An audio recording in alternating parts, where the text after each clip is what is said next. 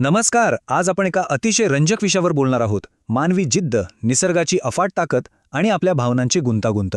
हे सगळं एकाच कथेत कसं गुंफलं जाऊ शकतं. आजच्या या साहित्याच्या विश्लेषणात आपण हेच पाहणार आहोत.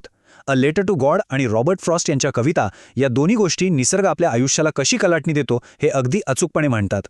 सुरुवात करताना एक अतिशय सखोल विचार मनात येतो. जेव्हा आपला एखाद्या गोष्टीवर असलेला नितांत अढळ विश्वास अचानक निसर्गाच्या एका क्रूर वास्तवाला सामोरा जातो, तेव्हा नेमकं काय घडतं? मानवी मन अशा परिस्थितीला कसं सामोरं जातं? याच प्रश्नाचं उत्तर आज आपण शोधणार आहोत. तर सर्वात आधी विश्वासाचा खरा अर्थ आणि त्याची अफाट ताकद काय असते ते समजून घेऊया. या कथेची सुरुवात होते ती एका विस्कटलेल्या स्वप्नापासून. कल्पना करा, एका टेकडीच्या शिखरावर राहणारा लेंचो नावाचा शेतकरी. हा माणूस म्हणजे अक्षरशः शेतात राबणारा एक बैल. त्याचं मक्याचं शेत छान बहरलंय आणि आता त्याला फक्त एकाच गोष्टीची आस आहे, ती म्हणजे एका चांगल्या पावसाची. तो मोठ्या आशेने ईशान्येकडील आकाशाकडे बघतोय, कारण हा पाऊस त्याच्या वर्षभराच्या कष्टाचं फळ देणार असतो. आणि त्याचा हा सुरुवातीचा आशावाद खरोखरच थक्क करणारा आहे. जेव्हा पावसाचे थेंब पडायला लागतात तेव्हा तो म्हणतो, हे आकाशातून पडणारे पावसाचे थेंब नाहीत, तर ही नवीन नाणी आहेत. मोठे थेंब 10 सेंटची नाणी आणि छोटे थेंब 5ची. म्हणजे विचार करा, तो त्या जीवनदायी पावसाला अक्षरशः आर्थिक समृद्धीशी जोडतोय. त्याच्यासाठी ते फक्त पाणी नाही, तर साक्षात संपत्ती आहे. पण इथेच वाऱ्याची दिशा बदलते आणि कथेचा वेगही. अचानक जोराचा वारा वाहू लागतो आणि एक भयानक विरोधाभास समोर येतो. जी पावसाची चांदीची नाणी वाटत होती, त्याचं रूपांतर एका विनाशकारी गारपिटीत होतं. गारांचे ते गोठवलेले मोती संपूर्ण शेतावर असे काही पसरतात, जणू काही शेतावर मिठाचा थरच साचलाय. पीक पूर्णपणे उद्ध्वस्त होतं. लेंचो अतिशय दुःखी होऊन म्हणतो की एखादा टोळधाडीनेही यापेक्षा जास्त पीक मागे ठेवलं असतं. आणि मग सगळं काही गमावल्यानंतर लेंचो जे पाऊल उचलतो ते खरंच चक्रावून टाकणार आहे. जगनिर्माता देव सगळं काही पाहतो, यावर त्याचा एवढा ठाम विश्वास असतो की तो चक्क देवालाच एक पत्र लिहितो. होय, थेट देवाला पत्र. तो लिहितो की माझं शेत पुन्हा पेरण्यासाठी आणि पीक येईपर्यंत जगण्यासाठी मला 100 पेसोची गरज आहे. हे त्याचं अत्यंत निरागस पण तेवढंच ठाम पाऊल असतं. आता साहजिकच पोस्ट ऑफिसच्या कर्मचाऱ्यांना जेव्हा देवाला लिहिलेला पत्ता असलेलं हे पत्र मिळतं तेव्हा ते आधी मनसोक्त हसतात. पण नंतर तिथला पोस्टमास्टर अत्यंत गंभीर होतो. या माणसाचा देवावरील हा अढळ विश्वास टिकून ठेवण्याची त्याला तीव्र इच्छा होते.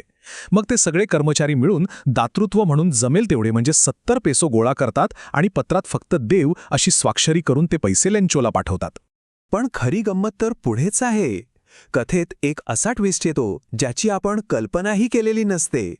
आपल्याला वाटतं की लेंचो हे पैसे पाहून कृतज्ञता व्यक्त करेल, आभार मानेल, पण नाही. देवाकडून चूक होऊच शकत नाही असा त्याचा ठाम विश्वास असतो. त्यामुळे 100 ऐवजी फक्त 70 पेसो पाहिल्यावर कृतज्ञतेऐवजी त्याला चक्क प्रचंड राग येतो. तो पुन्हा देवाला लिहितो, देवा, मी जे पैसे मागितले होते त्यापैकी फक्त 70 पैसोच माझ्यापर्यंत पोहोचलेत. उरलेले पैसे मला टपालाने पाठवू नकोस, कारण पोस्ट ऑफिसचे कर्मचारी लुच्च्यांचा अड्डा आहेत. बघा, ज्या लोकांनी त्याला खऱ्या अर्थाने मदत केली त्यांच्यावरच तो संशय घेतोय. त्याचा हा गैरसमज कथेला एका वेगळ्याच उंचीवर नेऊन ठेवतो. साहित्याच्या भाषेत याला प्रसंगनिष्ठ विडंबन किंवा सिच्युएशनल आयरनी म्हणतात. म्हणजे एखाद्या परिस्थितीचा असा अनपेक्षित पैलू जो अपेक्षेच्या अगदी विरुद्ध असतो. ज्या कर्मचाऱ्यांनी दानशूरपणा दाखवून पदरमोड करून त्याची मदत केली त्यांच्यावरच त्यानं चोरीचा आरोप लावला. हीच या कथेची खरी शोकांतिका आणि गंमत आहे. आता या कथेला इतकं जिवंत बनवणारी एक महत्त्वाची साहित्यिक युक्ती पाहूया, ती म्हणजे रूपके. लेखक G.L. फ्युएंटेस यांनी रूपकांचा म्हणजेच मेटाफर्सचा अत्यंत कल्पकतेने वापर केला आहे. रूपक म्हणजे काय, तर एका गोष्टीचा गुण किंवा वैशिष्ट्य दुसऱ्या गोष्टीवर हस्तांतरित करून त्या दोन गोष्टींची तुलना करणे. यामुळे वाचनाचा अनुभव कित्येक तरी पटीने समृद्ध होतो. उदाहरणार्थ, कथेत पावसाचे थेंब हे नवीन नाण्यांसारखे मूल्यवान आणि संपत्तीचे प्रतीक मानले आहेत. गारा या गोठलेल्या मोत्यांसारख्या थंड आणि पांढऱ्या शुभ्र दिसतात. आणि लेंचोची शारीरिक ताकद आणि त्याचे कठोर परिश्रम दाखवण्यासाठी त्याला बैलासारखा राबणारा माणूस म्हटलं आहे. नैसर्गिक घटक आणि मानवी वैशिष्ट्ये यांचीही तुलना अतिशय अचूक आहे. निसर्ग आणि मानवी भावनांचा हाच खेळ रॉबर्ट फ्रॉस्ट यांच्या कवितांमध्येही पाहायला मिळतो. लेंचोच्या आयुष्यात हवामानाने जसा खेळ केला तसाच काहीसा विचार फ्रॉस्ट त्यांच्या डस्ट ऑफ स्नो या कवितेत मांडतात. एक साधी, अनेकदा नकारात्मक मानली जाणारी घटनाही आपली मनस्थिती कशी बदलू शकते. विषारी हेमलॉक झाडावरून एका कावळ्याने अंगावर पाडलेले बर्फाचे कण कवीचा एक नैराश्यपूर्ण दिवस कसा वाचवतात आणि त्यांच्यात आनंदाची लहर कशी निर्माण करतात हे फ्रॉस्ट यांनी अतिशय सुंदरपणे मांडलं आहे. अनपेक्षित ठिकाणी आनंद शोधण्याची ही एक उत्तम कला आहे. याच विचाराला आणखी एका वेगळ्या पातळीवर नेणारी त्यांची दुसरी कविता आहे फायर अँड आईस. इथे मानवी भावनांचे अत्यंत विनाशकारी स्वरूप दर्शवण्यासाठी निसर्गातील 2 टोकाच्या घटकांचा वापर केलाय. जगाचा अंत करण्यासाठी मानवी इच्छांचा, लालसेचा अग्नी आणि माणसामाणसांमधल्या द्वेषाचा, असहिष्णुतेचा बर्फ हे दोन्ही घटक कसे पुरेसे आहेत याचा एक अतिशय गंभीर इशारा या कवितेतून मिळतो.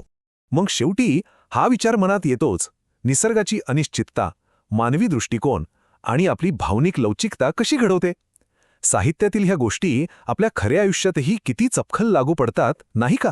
साहित्य आणि कविता मानवी आयुष्यात येणाऱ्या वादळांचे आणि भावनांचे इतके अचूक प्रतिबिंब उमटवू शकतात, हे खरोखरच थक्क करणारे आहे. विचार करा, आपल्या आयुष्यात येणाऱ्या अनपेक्षित वादळांना आपण कसे सामोरे जातो. याच प्रश्नासोबत आज आपण इथेच थांबूया.